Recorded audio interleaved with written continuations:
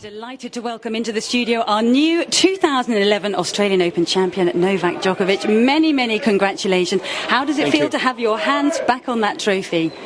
It feels amazing. Actually, they told me that this is the first year they're giving away the original trophy, so I'm very happy to take it home with me. And I mean, it's the best season start that I can ask for. And you've come in shoeless. Yeah.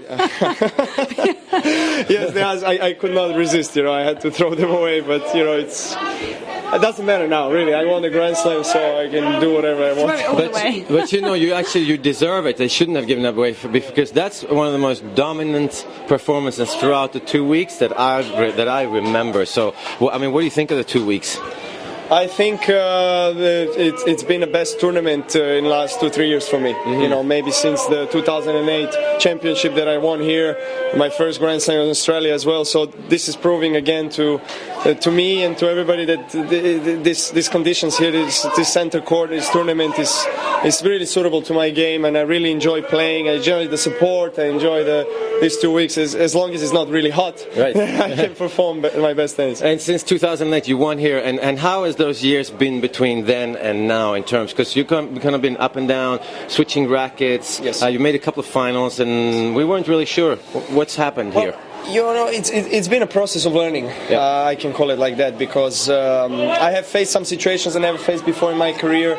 I have came here in 2008 as a youngster, just hitting the ball as hard as I can. Everything was going in. I didn't have any pressure. I didn't feel it. Yeah. And then I defended the title next year, and I started to feel how it is to put yourself in that situation. So it wasn't easy, but now I came as more experienced player, stronger physically, and I feel that I have more variety and more weapons in my game, as I can call it. Sure. In terms of the match today, Novak, I mean, it was quite an intense first set, wasn't it? There was a lot of baseline rallies drawn out. It seemed like it was very physically and mentally demanding. Did you feel you'd broken him after that first set mentally? Maybe it was the turning point in the match, that 5-4 game, a very long rally, a passing shot, and it's this is what happens on this level in professional tennis. Very, very few points can actually turn the match around and give you a big mental advantage, which happened in this match for me. After the first set, it was really important to get that first set under the belt and just keep on playing aggressive. Sorry. We'll get you some water. Talk to me a little bit about Andy Murray, because it does look like when he plays tennis, he at some point doesn't play the scoreboard anymore. Yeah. He's just trying to turn the momentum around. Do you feel like it's close towards the end that this match could have turned around, or how do you get nervous because it's Murray doing that to you? Yeah, I got a little bit nervous at the 5-love, 5-1 second set. He made that love break, and I started playing better, going for the shots more. I started making some unforced errors, and then I felt that it was really important to hold on and win that second set for mentally for me to have the advantage over my opponent, and it was all great in the end. But he's a very talented player who is one of the best returners in the world, one of the most talented players in the world, and I knew that he has won many matches like that, going down 3-4, 5-love and then coming back, so I didn't want to allow that. Right. You talked in your wonderful speech about the team and how important they are to you. I mean, in terms of Marian Vida, who's been with you for such a long time now, do you come up with a very clear game plan before the match and have a plan B if it doesn't work out? I mean, how were the tactics going into today? Yes, definitely. I try to prepare for every match, for every opponent tactically. Of course, it's changing day-to-day basis depending on who you play. Marian Vida and Miljana Manovic, my physio, my doctor Igor Chetovic, all these guys have been with me for a while, for a couple of years now, and they've been I'm so grateful for everything they have done. They're more than just team. You know it. I mean, when you travel with somebody for such a long time in professional tennis, which is very demanding sport, that you get to travel all around the world with these people, and it's more than friendship. It's a great connection that you have. It's really important to be able to communicate with them on and off the court. So that's what we are doing, and I feel very comfortable.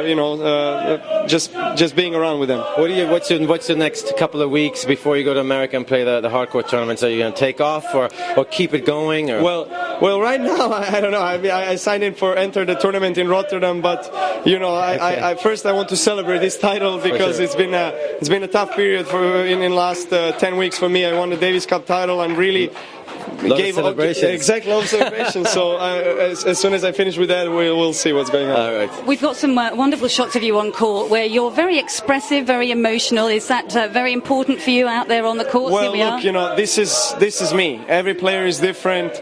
I'm a very emotional individual on the court, off the court, and it's been part of my life, and I can't just change it. I want to be myself, and I love to celebrate the way I want, with a lot of emotions. And when I'm frustrated, I break the rackets. But that's the way I am. Well, you've got some very vocal fans down here. Very vocal, very vocal. Hard to concentrate on. I know. You must be very proud that you seem to be making all these people so happy. Of course. I mean, I was just talking with Mats. There's a lot of Serbian people here in the States, and they're barely waiting for some Serbian athlete to come and for some event to be organized so they can support. And the Australian Open is very special Grand Slam because you get to sometimes play in front of the fans who are cheering you up like on a football match. Sometimes you really feel that it's so loud. Yeah. I mean, for Baghdadis and for all these guys, great fans. I mean, it's unusual for us, but good to experience. They sound a lot of fun. I think they're going to be singing for a long time. Well, we wish you the very best of luck. Thank you. How are you going to celebrate tonight?